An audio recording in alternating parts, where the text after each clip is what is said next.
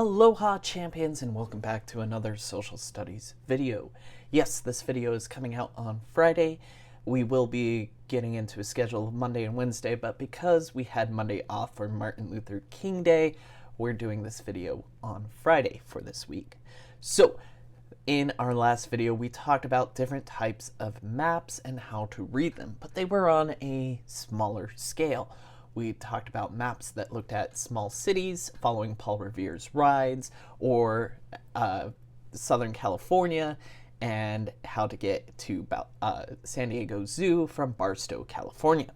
Today we're going to be looking at world maps and looking at two concepts called latitude and longitude. Before I get into latitude and longitude, let's pay attention to that big question of what we want to think about as this video progresses and some of the vocabulary that we'll be learning about here in this video. So, our big question for today is, how are meridians and parallels, lines identifying longitude and latitude, helpful? How are these helpful lines to examine? And as we're examining this, our first two vocabulary terms for this chapter are radar. Radar is a tool that uses radio waves to help determine the location, distance, and speed of an object. We also have the term Global Positioning System, or GPS.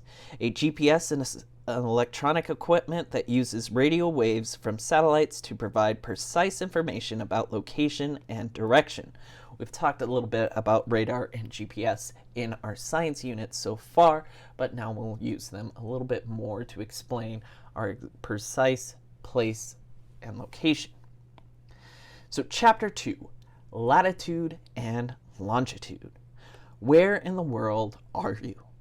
Water laps against the side of the ship. You can smell the salt in the air. You look around. There's nothing but water in every direction. You have no idea where on earth you are. But how does the captain know where he's going? You've been on the ship for days. You were seasick the first day. You couldn't even leave your room. Now you don't know where you are, and you visit the captain looking for answers. He has lots of equipment. He has a compass, and he has radar, and he has a GPS system, which uses technology to tell him his exact location. These tools are helpful, but some of his most important tools are maps. He opens up a book and shows you a map of the Earth. This is everything you need to know, he says. So, to set the stage, he's on this giant sailboat with massive sails that point him in direction. It's been fitted with modern equipment such as radar and GPS, but like most sailors throughout the course of history, looking at a map of the world gives us most of the information we need. All right, so if he's looking at a map of the world, we'll see several lines on there. So vocabulary for this page is, we have parallel lines, an imaginary line on a globe or map that circles Earth in the same direction as the equator. Parallels mark degrees of latitude. A latitude is the distance between the equator and place north or south of the equator, measured in degrees. And the equator is the imaginary east-west line on a globe or map that is an equal distance from the north and south pole, and it is at 0 degrees latitude. So parallels, if you think parallel lines are lines that run going in the same direction and will never touch each other, these go east and west on a map of our Earth, and these lines are lines of latitude. So you can think of that as you were climbing up the rungs of a ladder, climbing up north or climbing down south on a ladder, a giant latitude or ladder of parallel lines going east to west. Okay? Look at the map on page 15. We'll do this in just a moment. The lines running from side to side, from east to west, are called parallels. They measure distance in latitude, north and south of the equator. The lines are called parallels because they are straight lines that never meet or cross. The parallel of latitude that runs across the middle of the Earth is called the equator. The other parallels circle the globe to the north and south of the equator. These lines don't actually exist on Earth, but map makers put them on maps to help people locate places precisely. You'll see how this works shortly. On a flat map like the one you see on page 15, the parallels of latitude look like straight lines. They appear to end when they reach the ends of the map. However, this flat map represents something that is shaped like a ball, the planet Earth. Imagine you could take this map and shape it into a ball. The left and right sides of the map would meet. The parallels that end at the right side of the map would form a ring around the ball. In other words, those parallels of latitude are actually circles around the Earth. So here we have our map, and I know it's oriented sideways. You have to turn to view this. Here on this map, you have your compass rose, you have your key, and you have these lines. These lines that climb up and down are lines of latitude. And you know that they go east to west, so east to west, and we count up north, and we count down south. Okay, so our lines of latitude, we go from our equator, the imaginary line. No actual line exists here except for in small towns or cities where they're like, here's the line of the equator. But you have the equator that runs across the middle, splitting up South America, Africa, parts of Asia, and Australia are all separated by this.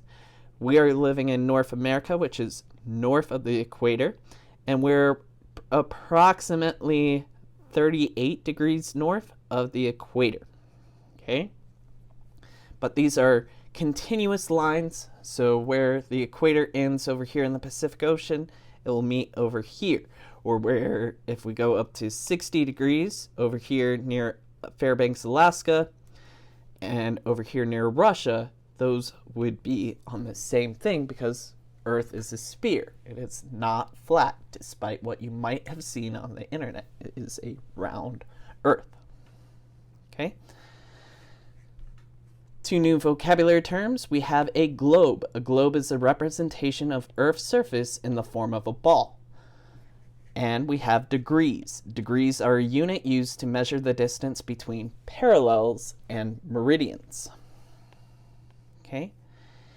In fact, there's a type of world map that's shaped like a ball. It's called a globe.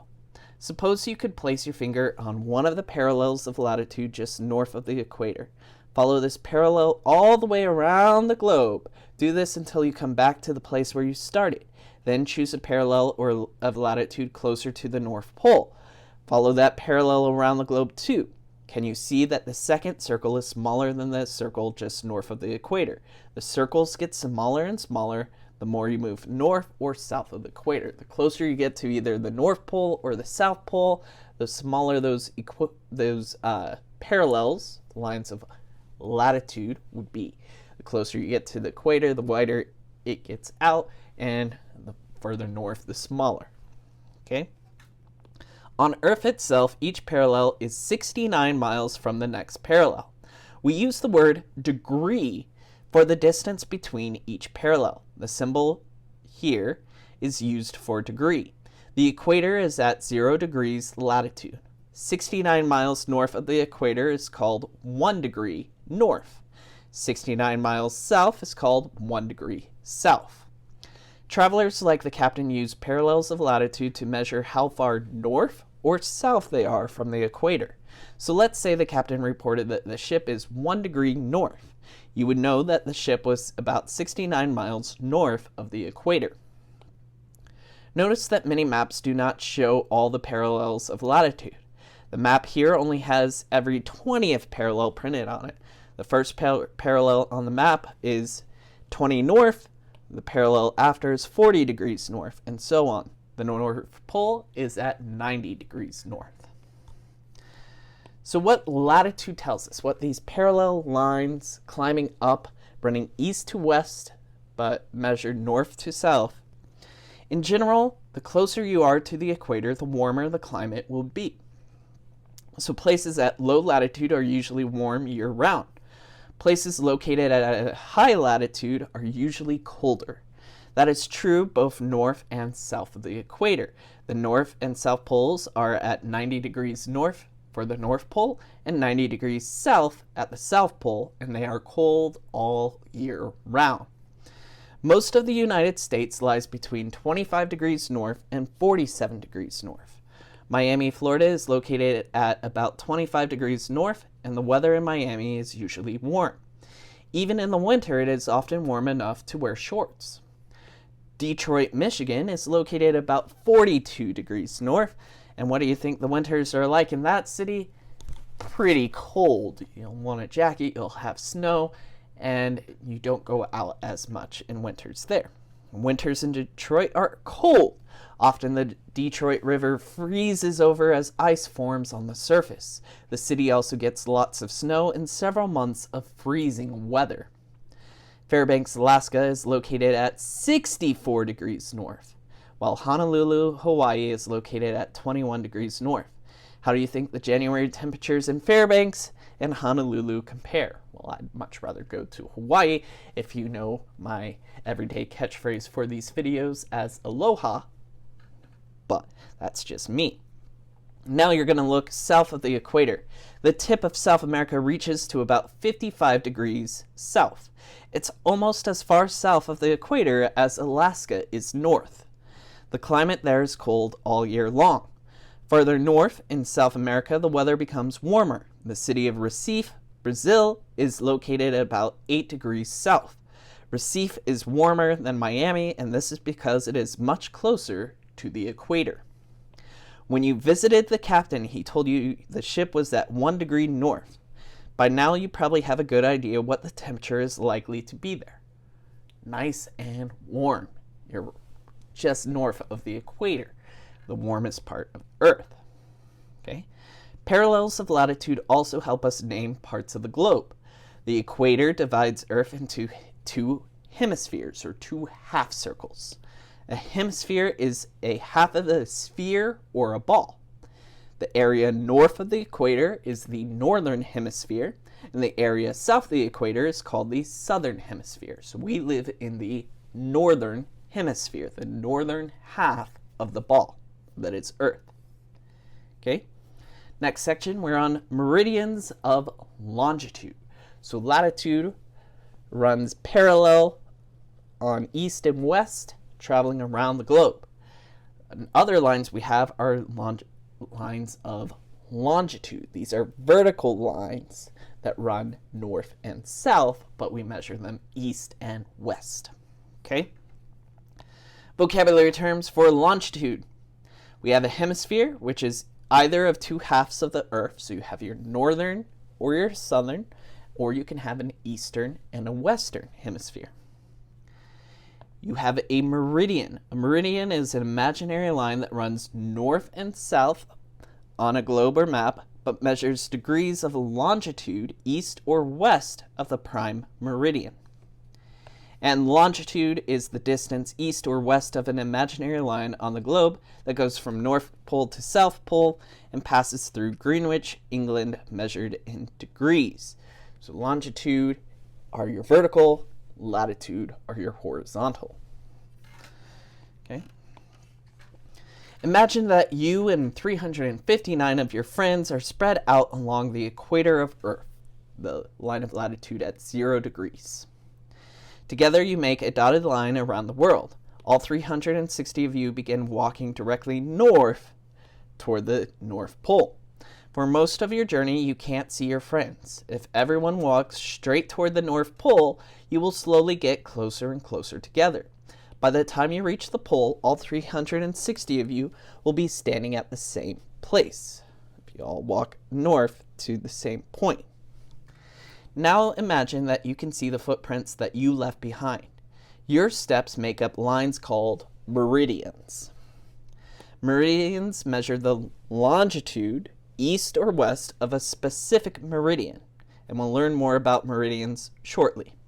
Like parallels, meridians are imaginary lines that map makers put on maps. They run from the North Pole to the South Pole. However, these are not parallel because when you get closer and closer, they touch as they reach the North or South Pole. Okay, so here we have our equator. That is a line of latitude running east and west, but we measure north and south. And here we have our meridians, or lines of longitude, because they're long, north and south, lines of longitude that we can measure. And here, where we've got London, England, and Greenwich, we have what is known as prime meridian. So the prime meridian is the 0 point for east and west. If I move east, I've got 30 degrees east. If I move west, I get 30 degrees west. So you have the prime meridian and the equator.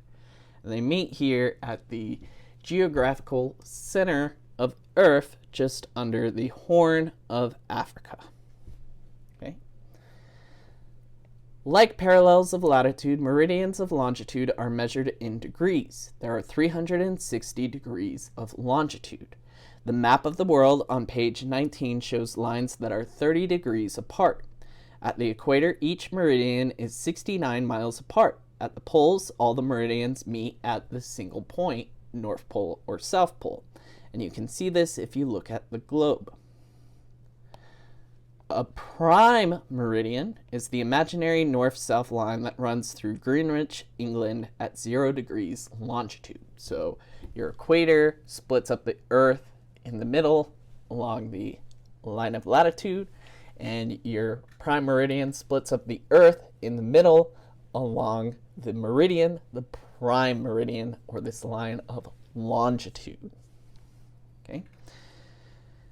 The equator is a parallel that divides Earth into north and southern hemispheres. There is a meridian that divides Earth into eastern and western hemispheres. This meridian is numbered 0 degrees, and it is called the prime meridian. It runs through Greenwich, England, and this is a small part of the city of London. There was once an important observatory in Greenwich. An observatory is a place where scientists look up and study the stars. In the 1800s, it was decided that this place would mark 0 degrees longitude. Why? Because the English controlled most of the world at that point. Meridians east of the prime meridian are numbered 1 degree east, 2 degree east, and so on. If you're at the equator, those are 69 miles apart, but the further north or south, those taper down as they come closer and closer together. It goes on and on.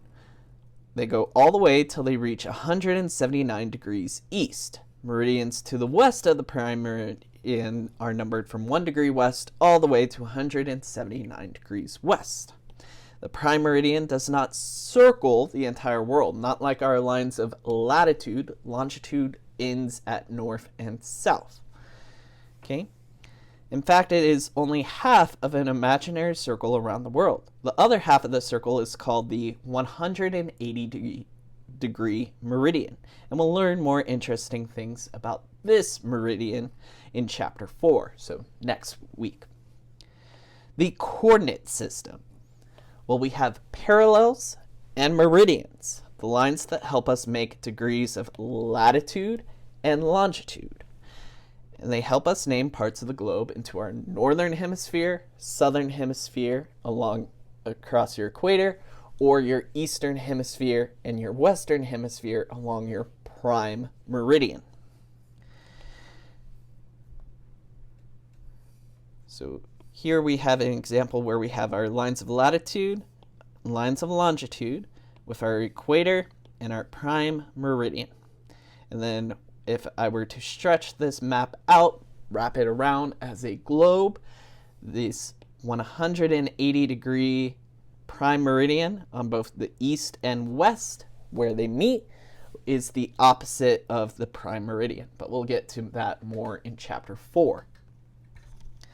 Prime meridian divides Earth into 2 hemispheres. The area east of the prime meridian is called the eastern hemisphere, and the area west of the prime meridian is called the western hemisphere. We're west of the prime meridian, so we're in the western hemisphere. We're also in the northern hemisphere. But how does longitude help the captain know where he is and where he is going?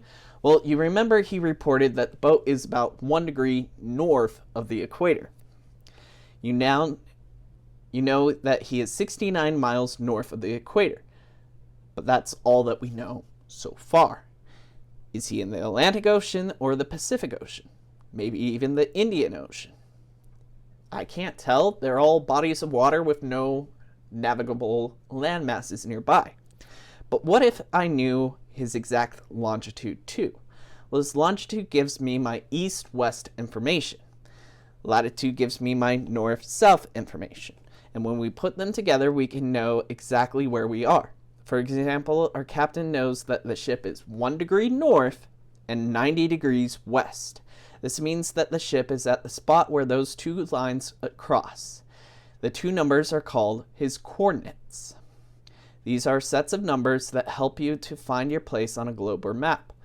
On the map on page 21, titled World Map, Parallels of Latitude and Meridians of Longitude, find the line of latitude labeled 1 north and place your right index finger on this line. Then find the line of longitude labeled 90 degrees west. Place your left index finger on it. Now follow the two lines with your fingers until they meet. The point where the two lines meet is exactly where your ship is, and you are sailing on the Pacific Ocean, and you are off the coast of South America. So let's put that to the test here. So I've got my equator. I'm 1 degree north, and I'm looking at 90 degrees west. So I'm somewhere just south of Honduras and Belize in Central America, and I'm west of South America. I fall approximately here is where the ship is sailing in the Pacific Ocean. Okay, so now we know that we're in the Pacific Ocean, but do we know where we are headed? Well, at that moment, the captain passes by and you ask him, "Where are we going?" Well, he nods and says, "We're headed for a city located just to the south of 40 degrees north and 120 degrees west. We will be there in a few days." Take a look at this map, find the coordinates, and trace the lines with your fingers. Can you spot where the ship is headed? So 40 degrees north and 120 degrees west is where we want to go. So 40 degrees north will put me along this line of latitude, and 120 degrees west. And where they meet, we come to a point right here. We are heading to the city of San Francisco. So we're right here, and we're heading up the coast along Mexico and California till we get to the city of San Francisco. So hopefully you enjoyed this. I know it's a lot of information to learn about your latitude, your longitude, your parallels, and your meridians, but these are all important things for us to know to help us understand the world we live in. So thank you for your time. Answer the 5 to 10 questions about this video on Google Classroom. Stay awesome, and I will talk to you real soon.